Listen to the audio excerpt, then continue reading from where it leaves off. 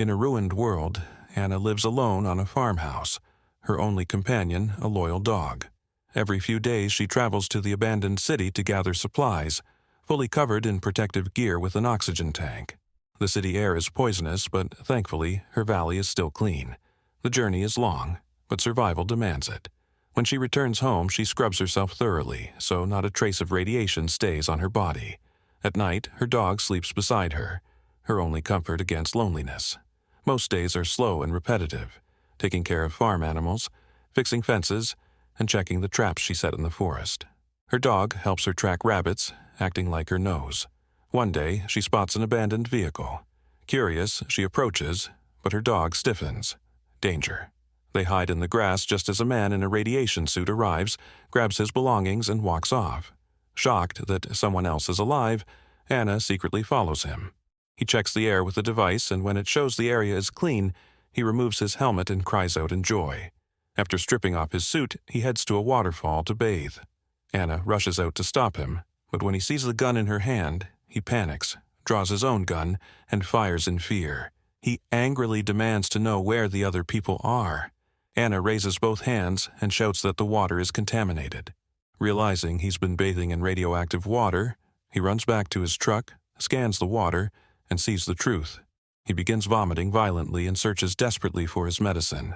Barely able to stand, he begs Anna to give him the injection.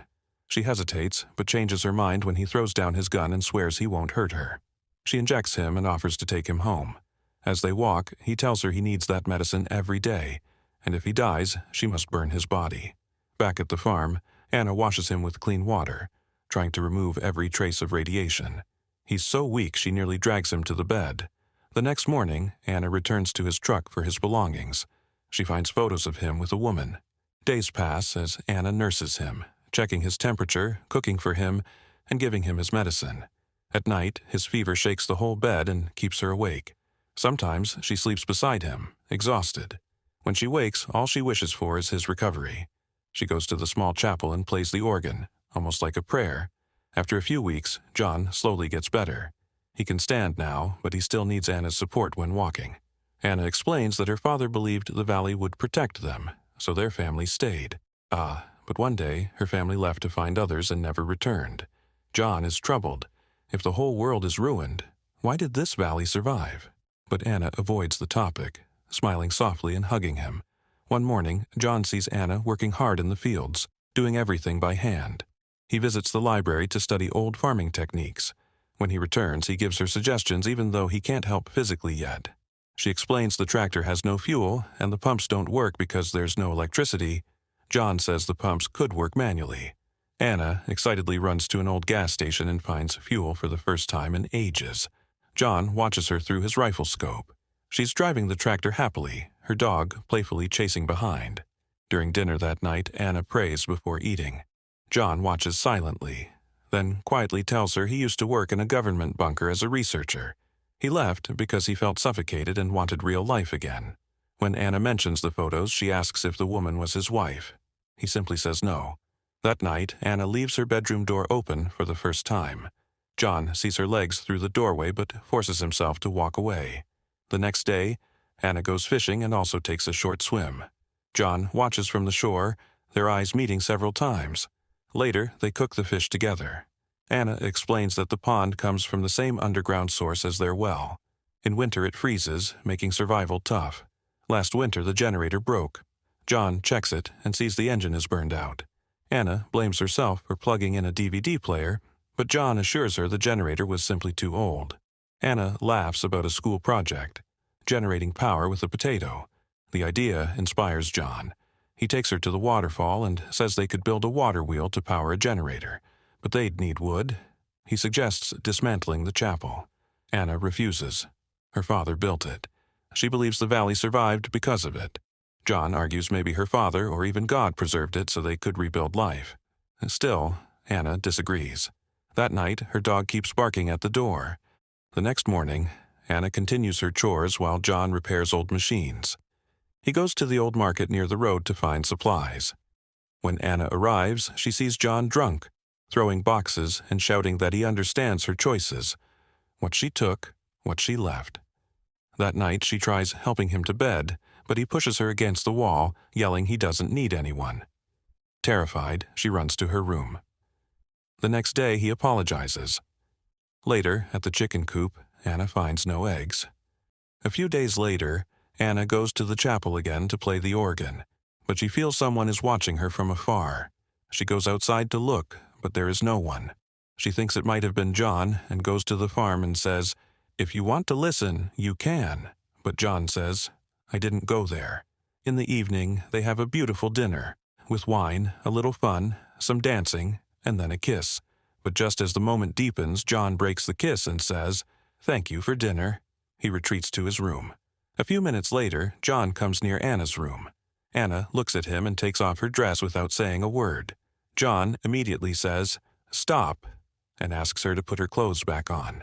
Anna becomes sad. She feels she might have done something wrong. John says, "I like you, but if we do something now, everything will change. Give me some time." The next morning, Anna says, "If you want to build the generator, take the chapel." But John refuses. He doesn't want to make her sad again. A few days later, Anna is checking her traps in the woods. Just then, her dog runs rapidly towards the hill. She runs after it and sees a stranger there. His name is Caleb. He raises his hands and says, "Don't be afraid. I just came for water." Anna brings him to the farm, and as soon as John sees him, he's about to shoot. Anna intervenes and stops him. John immediately puts his radiation checking device on him. Caleb confesses that he stole the eggs. "I was afraid someone might kill me." Caleb explains that he used to work in a mine. He was underground during the accident. That's why he survived. His other companions went outside but never returned. He says he is now heading south. He just needs permission to stay for tonight. The device catches a little radiation. Caleb says he feels weak and has been vomiting. John agrees that he can stay here for a few days to recover. Caleb starts setting up a tent, but Anna asks him to stay inside. At lunch, Caleb prays with Anna and laughs at himself. "Never thought I'd make it alive this far." Then he tells some stories of his journey. John also tells an anecdote. "A boy came to steal food from my car. He filled the whole car with vomit. He was so sick he was asking me to finish him off." "Did you kill him?" "No, I left him. He must have died by the roadside there." Caleb also tells them that his companions actually did not leave him. When one man tried to go outside, everyone was afraid that radiation would come inside. The argument escalated so much that the man killed everyone and died himself. Hearing him, Anna says, "I'm sorry, that's terrible." Later, Anna gives Caleb a full tour of the house, and John later argues with her. "How could you open up so quickly to a stranger?" Anna doesn't stay silent either. "Do you even know what it's like to lose your family? How difficult it is to be left alone?" John bows his head and confesses, "I killed that boy, and maybe he was your brother." Then he starts crying. Anna just quietly says, "It's okay, what's done is done." Sometime later, John and Caleb go hunting. On the way, they both tell each other that they once heard a radio transmission about a community somewhere in the south. Caleb wants to go there, but John is not sure anyone is alive there. Just then, a large turkey bird appears. Caleb laughs and says, "Anna belongs to whoever kills it first." Hearing the talk of the turkey, John gets irritated, but Caleb laughs and says, "Just joking." They both chase the turkey. In the meantime, John tells Caleb about his water wheel idea and why he couldn't build it. Finally, the turkey falls by John's bullet. That night at dinner, turkey is served. In the course of conversation, Caleb again brings up the water wheel, which makes the atmosphere a little awkward. He thinks about where else they can get wood, but they don't have tree-cutting tools, and all the other safe structures are made of stone or metal. Then he says directly, "The chapel is the only way." It's not easy for Anna to hear, but she has to accept it.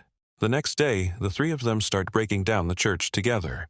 During this time, Anna and Caleb's eyes meet repeatedly, and John is watching all this. For the next few days, the three of them work together to build the water wheel under John's guidance. But John feels those glances are no longer just glances. He can now clearly see the flirting in them. One day, they go together to take out cables from old poles to complete the connection to the generator.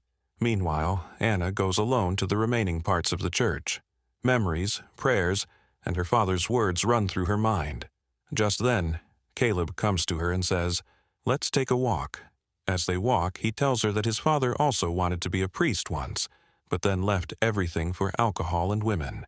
I haven't been to church for years, but the faith never broke. Maybe this is the faith that keeps us alive. Maybe this is why we've been chosen to start over. For the first time, Anna feels there is someone who understands her, because John himself doesn't believe in any God. When they return, John sees them, and the jealousy in his eyes is clearly visible.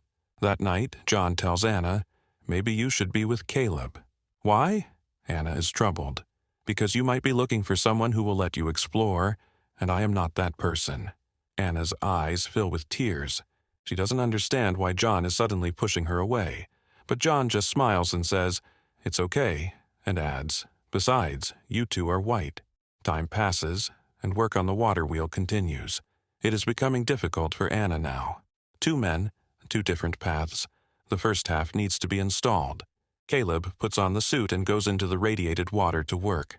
Their hard work pays off. At night, there is a celebration. Wine, music, card games. Then everyone jumps into the pond. A find the bottle game begins, but John starts to feel there's less space for him. The closeness of the other 2 makes him feel lonely. On the way back, John breaks down. "I love you," but Anna remains silent. At home, she comes to John's bed, but he is so drunk that he falls asleep immediately.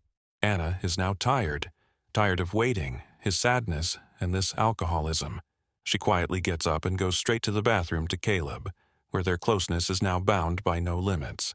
The next morning at the breakfast table, Caleb gently strokes Anna's head. Anna feels uncomfortable and gets up from there without saying anything. The 2 men decide to complete the work even without Anna. They still talk about her.